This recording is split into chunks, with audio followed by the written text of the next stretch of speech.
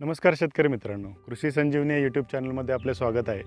आम्ही काही दिवसापूर्वी आंबा ह्या फळपिकाचं सघन पद्धतीने लागवड का करावी, त्याचे फायदे आणि तोटे या विषयावरती एक व्हिडिओ दिला होता। त्यावरती आम्हाला बऱ्याचशा कमेंट्स मिळाल्या आणि त्याच्यामध्ये असं विचारण्यात आलं होतं की आंबा या फळबागेची लागवड करताना काय काय काळजी घ्यायला हवी। तर त्याविषयी आम्ही आत्ता सविस्तर माहिती आपल्यासाठी घेऊन आलो आहोत। तुम्ही जर आत्ता आमच्या चॅनलवरती नवीन असाल तर कृषी संजीवनी हा यूट्यूब चॅनल सबस्क्राईब करून ठेवा, जेणेकरून तुम्हाला शेतीविषयी शास्त्रशुद्ध माहिती मिळत राहील। त्याचप्रमाणे हा व्हिडिओ आंबा लागवडीबद्दल जर आपल्याला आवडला तर कृपया लाईक करायला विसरू नका, जेणेकरून असेच नवीन नवीन व्हिडिओ घेऊन यायला आम्हाला प्रोत्साहन मिळेल। शेतकरी मित्रांनो, जेव्हा आंबा बागेच्या लागवडीचा प्रश्न येतो तेव्हा ही बहुवार्षीय पीक आहे आणि सुरुवातीचा सर्वात मोठा खर्च जो असतो तो रोपांचा किंवा कलमांचा। जेव्हा आपण पारंपरिक पद्धतीने आंबा लागवड करतो त्यावेळेला बऱ्याचदा आपल्याला असं विचारलं जातं की 2 झाडांमधील किंवा 2 ओळींमधील अंतर किती असावं। पारंपरिक पद्धतीने आंबा लागवडीमध्ये आपल्याला सांगितलं जातं 10 बाय 10 मीटर एवढं अंतर असावं 2 झाडांमधील आणि 2 ओळींमधील। त्याप्रमाणे जर लागवड केली तर 100 झाडं प्रति हेक्टरी आपली लागवड होते।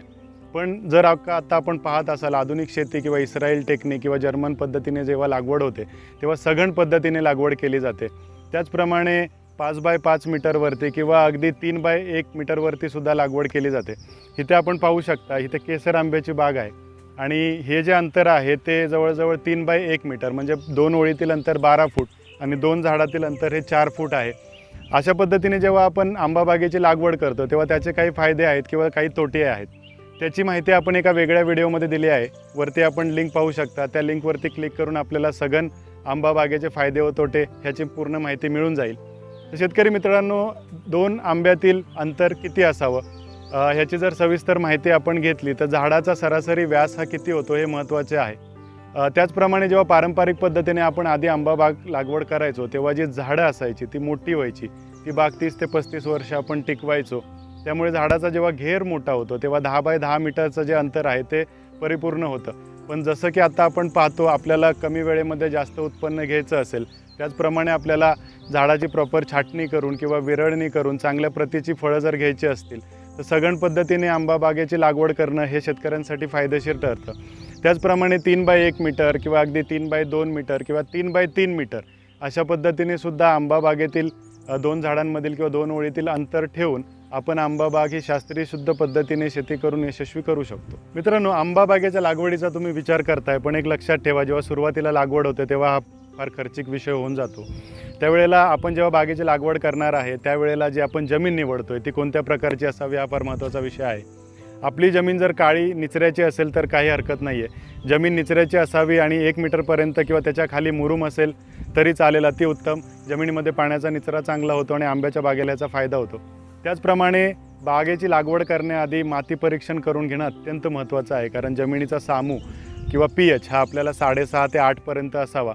जमिनीमध्ये फॉस्फरसचं प्रमाण जर जास्त प्रमाणात असेल तर त्याचा आंब्याला नक्कीच फायदा होतो। माती परीक्षण जर तुम्ही केलं तर हे सगळ्या जमिनीमधले घटक आहेत ते तुम्हाला कळून जातील आणि तुमचा एक निर्णय पक्का होईल की तुम्हाला आंबा बागेची लागवड ह्या जमिनीत करायची आहे की नाही। त्याचप्रमाणे शेतकरी मित्रांनो, सर्वात महत्त्वाचा विषय, बऱ्याच ठिकाणी जेव्हा आंबा बागेची लागवड केली जाते तेव्हा माती परीक्षण आपण न केल्यामुळे आपल्या लक्षात येत नाही की मातीचे घटक कोणते आहेत किंवा मातीमध्ये माण मातीचे प्रमाण किती आहे। आता शेतकरी बंधूंना प्रश्न पडला असेल की माण माती म्हणजे काय? माण माती म्हणजे क्ले सॉईल आपण ज्याला म्हणतो, की जी पिवळट सोनेरी रंगाची माती असते, ती जर त्या मातीचं जर प्रमाण आपल्या जमिनीमध्ये जास्त प्रमाणात असेल तर कोणत्याही प्रकारची फळबागे आपल्या जमिनीमध्ये वटू शकत नाही, कारण ह्या ज्या माण मातीचं जे पाणी टिकवून ठेवण्याचं प्रमाण आहे हे चांगलं असतं। पण जेव्हा जमीन सुकी होते, जेव्हा ही माती पाणी सोडते आणि ती एवढी कडक होते की त्याच्यामध्ये झाडाची मुळं पेनिट्रेट करू शकत नाही।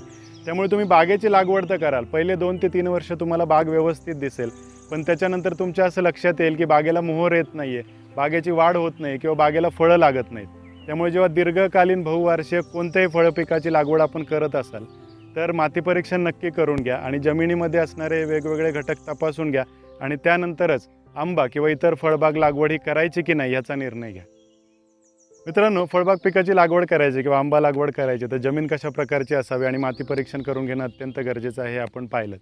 त्याचप्रमाणे बऱ्याच वेळेला पारंपरिक पद्धतीने जेव्हा आपण आंबा लागवड करतो तेव्हा आपल्याला असं सांगितलं जातं की उन्हाळ्यामध्ये 1 बाय 1 मीटरचा खड्डा तुम्हाला घ्यायचा आहे, तो तापून द्यायचा आहे आणि नंतर त्याच्यामध्ये आपल्याला लागवड करायची आहे. शास्त्रशुद्ध पद्धतीने पाहिलं तर ही अत्यंत व्यवस्थित पद्धत आहे की ज्यामध्ये आपण खड्डा करून घ्यायचा आहे. खड्डा मोठा असावा जेणेकरून त्याच्यामध्ये आपल्याला जर जमीन मुरुम असेल तर आपल्याला काळी माती भरता येईल, जर काळी जमीन असेल तर मुरुम भरता येईल, शेणखत वापरता येईल.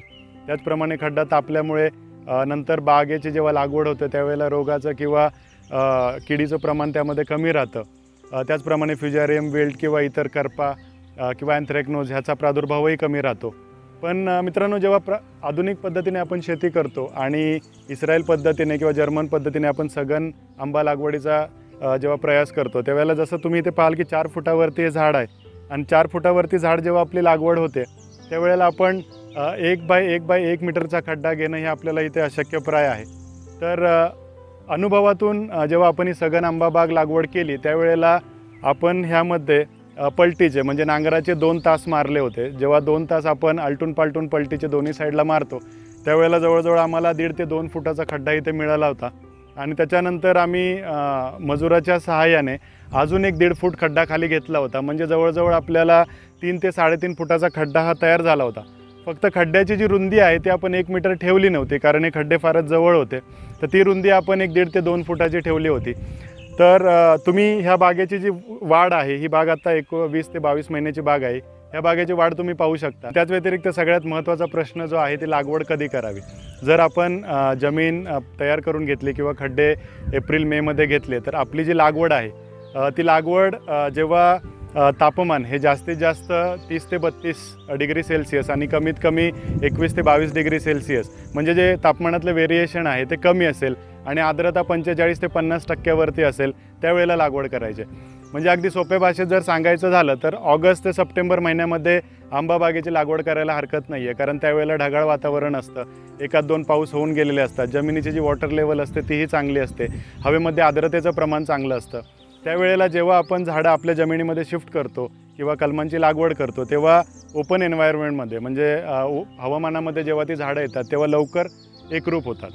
त्यानंतर मित्रांनो, जेव्हा आपण खड्डे घेतले आणि आपला लागवडीचा जो कालावधी आहे तो आपला ठरला, त्याच्यानंतर जे आपले खड्डे आहेत त्याच्यामध्ये लागवडीच्या वेळेला आपल्याला सुरुवातीला काही 2 ते 3 घमेली किंवा 2 ते 3 टप आपण म्हणतो त्याला, हा पालापाचोळा टाकून घ्यायचा आहे. तो पालापाचोळा टाकल्यानंतर त्याच्यावरती मिथाईल पॅराथिओन किंवा कार्बारिल किंवा थायमेट हे जे कीटकनाशकं आहेत ह्याचा एक थर देऊन द्यायचा आहे. त्याच्यावरती आपल्याला कुजलेलं शेणखत 2 ते 3 घमेली टाकायचं आहे. आता बरेच वेळेला शेतकरी म्हणतात शेणखत हे फार महाग आहे आणि त्यातून आपल्याला काही खर्चात बचत करता येईल का? तर मी ह्याच्यासाठी तुम्हाला एक सोपा उपाय सांगतो. जर तुमच्याकडे शेणखत कमी असेल तर आपण जे शेणखत आहे ते सुरुवातीला खड्ड्यांमध्ये न टाकता त्याचा शेताच्या बाजूला ढीग करावा. त्याच्यामध्ये ट्रायकोडर्मा ही एक जैविक बुरशी येते, या ट्रायकोडर्मा बुरशीचं त्यावरती एक आवरण तयार करावं आणि ते मिक्स करून घ्यावं आणि 1 ते 2 आठवड्यानंतर ते शेणखत वापरावं, जेणेकरून जर त्या शेणखताचा जो पौष्टिकपणा आहे तो ट्रायकोडर्माने वाढतो. त्याचप्रमाणे नैसर्गिकरित्या जे शेणखतामध्ये किंवा मातीमध्ये जे पॅथोजन आहेत ते ह्या जैविक बुरशीमुळे मारले जातात आणि त्याचा पिकाला फार मोठ्या प्रमाणावरती फायदा होतो. त्यामुळे जेव्हा हे शेणखत आपण वापरतो त्या शेणखताचा पिकाला लवकरात लवकर फायदा होऊन त्यामध्ये असलेलं ह्युमिक ॲसिड हे मुळांना अवेलेबल होऊन जातं आणि पांढऱ्या मुळांची वाढ ही आपल्याला लवकर मिळते. त्याचप्रमाणे मित्रांनो, जेव्हा आपण शेणखत त्याच्यामध्ये वापरलेलं आहे, शेणखतावरती आपल्याला वेगळं काय टाकण्याची गरज आहे की आपण शेणखताने खड्डा भरला, पालापाचोळा टाकला, ट्रायकोडर्मा वापरला, काही कीटकनाशकं आणि बुरशीनाशकं वापरली. त्याचबरोबर लिंबोळी पेंड ही वापरायला विसरू नका आणि जर शक्य झालं तर थोडासा सल्फर वापरा. आणि अगदीच बऱ्याच वेळेला शेतकरी मित्रांचा असा कयास होतो की सल्फर नको तर रासायनिक खतं काय वापरायची. तर शेतकरी भरमसाठ रासायनिक खतं सुरुवातीला लागवडीच्या वेळेस वापरतात. मित्रांनो, एक गोष्ट लक्षात घ्या, झाडं छोटी आहेत, तुम्ही नर्सरीतून घेऊन आलेला आहात, त्याची पांढरी मुळी फुटायला किंवा त्याच्या मुळांची वाढ व्हायला 3 ते 4 महिन्याचा कालावधी जाणार आहे आणि वरून पावसाळ्याचा सीझन असतो. त्यामुळे जर पाऊस पडत असेल तर जमिनीमध्ये जे आपण रासायनिक खतं वापरतो ती पाण्यावाटे निचरा होऊन जातात आणि त्याचा झाडाला काहीही फायदा होत नाही. त्यामुळे सुरुवातीला रासायनिक खतं जास्त प्रमाणात न वापरता अगदी थोडक्यात म्हणजे सिंगल सुपर फॉस्फेट एवढं रासायनिक खत आणि लिंबोळी पेंड हे जैविक खत, एवढ्या 2 गोष्टी जरी आपण वापरल्यात तरी त्याचा फळपिकाला चांगल्यापैकी फायदा होतो. सिंगल सुपर फॉस्फेटमध्ये एक 14% फॉस्फेट येतं आणि एक 11% सल्फर येतं. जेव्हा आपण सल्फर जमिनीमध्ये टाकतो त्याचा बुरशीनाशक म्हणून आणि जमिनीमध्ये एक नैसर्गिकरित्या ऊब तयार करण्यासाठी त्याचा उपयोग होतो आणि त्या वातावरणामध्ये झाडांच्या मुळाची वाढी फार चांगल्या प्रकारे होते. मित्रांनो, जसं आपण आधी पाहिलं की आंबा ह्या पिकाची किंवा कोणत्याही फळपिकाची लागवड ही ऑगस्ट किंवा सप्टेंबरमध्ये करावी. तर मग तुम्ही म्हणाल हा व्हिडिओ आपण मेमध्ये का दिला? तर सगळ्यात महत्त्वाचं, जेव्हा आपण ह्याचं पूर्ण नियोजन करतो तेव्हा काही गोष्टी असतात ह्या आपल्याला ॲडव्हान्समध्ये प्लॅन करायला लागतात. जसं की चांगल्या नर्सरीची निवड आणि चांगल्या रोपांची निवड. आपण नर्सरी निवडीबद्दल आणि रोपे घेताना कोणकोणती काळजी घ्यायची ह्याचा एक वेगळा व्हिडिओ दिलेला आहे. त्याची लिंक आपण डिस्क्रिप्शनमध्ये देत आहोत. त्याचप्रमाणे वरती आपल्याला लिंक फ्लॅश होताना दिसत असेल. तुम्ही त्याची जर सविस्तर माहिती तुम्हाला हवी असेल तर हा व्हिडिओ तुम्ही नक्की पहा. पण अगदी थोडक्यात तुम्हाला सांगतो, जेव्हा आपल्याला नर्सरीची निवड करायची असते तेव्हा आपल्या भागातली नर्सरी निवड करा. जास्त दूरची किंवा बरेच शेतकरी असतात महाराष्ट्रात लागवड करायचे, आम्ही रोपं गुजरातवरून आणतो किंवा आम्हाला परभणीत मराठवाड्यात लागवड करायचे पण रोपं आम्ही कोकणातून आणतो. असा विषय करू नका, कारण जी रोपं आपल्या भागामध्ये वाढलेली असतात तीच रोपं आपल्या शेतीशी लवकर एकरूप होतात, त्याच्यामध्ये मर कमी राहते आणि त्याची वाढ चांगली व्हायला मदत होते. तर शेतकरी मित्रांनो, रोपांचं वय किती असावं? रोपांचं वय ते 1 ते 1.5 वर्षापर्यंतचं असावं जर तुम्हाला चांगली बाग हवी असेल. ही बाग जर तुम्ही पाहिली असेल 20 ते 22 महिन्याची बाग आहे, पण जेव्हा आपण ही रोपं आणली तेव्हा ही 14 महिन्याची रोपं होती. जसं ही बाग आपण घाटावरती लावलेली आहे आणि आसपासची सरकारमान्य नर्सरीतूनच ही रोपं आणलेली आहेत. महत्त्वाचा विषय म्हणजे जेव्हा आपण रोपं निवडतो तेव्हा रोपांवरती काही प्रकारचे रोग असतात, काही प्रकारचे कीड असते, त्याची माहिती आपण सविस्तर दुसऱ्या व्हिडिओमध्ये दिलेली आहे. तरी घेताना रोपं डिंक्या रोग किंवा त्याच्यावरती कोणतं माल फॉर्मेशन, बंची टॉप किंवा गुच्छा रोग वगैरे तर नाही आहे ना, हे आपल्याला पाहून घ्यायचं आहे. त्याचप्रमाणे जेव्हा आपण नर्सरीची निवड करतो तेव्हा ती सरकारमान्य का असावी? कारण आपण रोजगार हमी योजनेतून किंवा भाऊसाहेब फुंडकर योजनेतून जेव्हा आपण अनुदानासाठी बाग सरकार दरबारी देतो तेव्हा आपल्याला तिथून येणारं बिल हे महत्त्वाचं ठरतं. मित्रांनो, रोपे तुम्ही नर्सरीतून मे महिन्यामध्ये बुक केली जेणेकरून तुम्हाला ऑगस्ट सप्टेंबरमध्ये चांगल्या प्रकारची रोपे मिळून जातील. त्यानंतर वेळ येते ही जेव्हा रोपं आपण आपल्या शेतामध्ये आणतो आणि त्याची ॲक्च्युअल शेतामध्ये जेव्हा लागवड करतो तेव्हा. जेव्हा आपण रोप आणतो त्याची पिशवी काढतो आणि पिशवी काढताना एक लक्षात घ्यायचं आहे की पिशवी जी फाडताना शक्यतो हाताने फाडायचे, जेणेकरून त्याचे रोपाचे जे रूट्स आहे, ज्याची मुळं आहेत ती तुटणार नाहीत. जेव्हा आपण रोप घेतो आणि त्याची जेव्हा कलमाची जमिनीमध्ये लागवड करतो तेव्हा आपलं एक गोष्ट लक्षात ठेवायची, जेव्हा हे कोय कलम किंवा जे पाचर कलम आहे हे अशा प्रकारचं असतं. तुम्ही जर पाहिलं कोय कलम तर खालचा रूट स्टॉक जो असतो त्याचा 2 उंचवलेला भाग असतो आणि त्याच्या चिरेमध्ये आपल्याला साईन कांडी लावलेली दिसते आणि हे कलम असतं. तर जेव्हा आपण ह्या कलमाची लागवड करतो तेव्हा ते कलम आहे ते पूर्व पश्चिम दिशेला आपल्याला लावायचं आहे, जेणेकरून खालचा जो रूट स्टॉक आहे त्याचा जो उंचावलेला भाग आहे तो पूर्व पश्चिम येईल.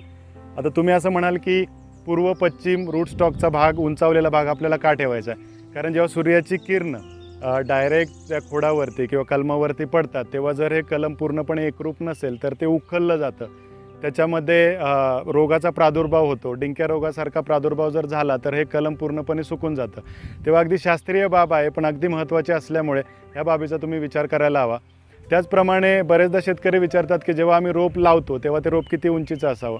तर मित्रांनो, रोपाची उंची जी आहे त्याच्या वयानुसार ठरते. जसं की आपण आधी म्हणालो, तुम्ही 1 ते 14 महिन्याचं किंवा 1.5 वर्षापर्यंतचं जर रोप आणलं तर 3 ते 3.5 फुटापर्यंत तुम्हाला त्याची उंची मिळणार आहे. तर ते रोप जे आहे ते अगदी एक सरळ खोड असावं ह्याची काळजी तुम्हाला रोप आणताना घ्यायची आहे. त्याचप्रमाणे जेव्हा रोप आपण जमिनीमध्ये सुरुवातीला लागवड करतो त्यावेळेला रोपाच्या बाजूला त्याला आधार असणं फार महत्त्वाचं आहे. तुम्ही जेव्हा एखादी काठी किंवा कळकाची काठी वगैरे जर रोपाला आधार म्हणून लावत असाल तर एक लक्षात ठेवा, त्या काठीवरती वाळवीचा प्रादुर्भाव हा फार लवकर होणार आहे आणि त्याचं नुकसान तुमच्या रोपावरती सुद्धा होणार आहे. जेव्हा आपण आधाराला कोणती काठी लावणार आहे ती काठी आधी डांबरामध्ये किंवा टारमध्ये बुडवून घ्यायची 1 ते 1.5 फूट आणि सुकवून नंतर ती आपल्या रोपाच्या बाजूला 10 ते 15 सेंटीमीटर दूर एवढ्या अंतरावर आपल्याला ती खवायची आणि नंतर त्याला आपलं रोप हे बांधायचं आहे. असं केल्यामुळे वाळवीचा किंवा हुमणीचा प्रादुर्भाव तुमच्या शेतामध्ये होणार नाही आहे आणि तुमचं जे आर्थिक नुकसान होणार आहे ते तुम्हाला टाळता येईल.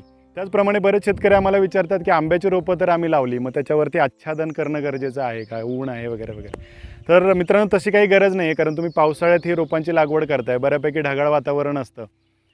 ढगाळ वातावरण असल्यामुळे अगदी जास्त प्रमाणात सूर्यप्रकाश नसतो आणि एक लक्षात घ्या, हे छोटं रोप आहे, तुम्ही तुमच्या शेतामध्ये आणलं, त्याचं हार्डनिंग होणं गरजेचं आहे, त्याचा स्टडीनेस वाढणं गरजेचं आहे. जेव्हा तुम्ही शेतामध्ये त्याला उघडं ठेवताय कोणत्याही आच्छादनाविना तेव्हा ते लवकर तुमच्या शेताशी आणि वातावरणाशी एकरूप होणार आहे आणि तुम्हाला त्या रोपापासून चांगल्या प्रतीचं एक झाड मिळणार आहे. त्यामुळे एक्स्ट्रा किंवा अधिकचा खर्च काही करत बसू नका. थोडक्या पैशात आपल्याला कशी चांगली आंब्याची बाग फुलवता येईल हा आपला उद्दिष्ट ठेव.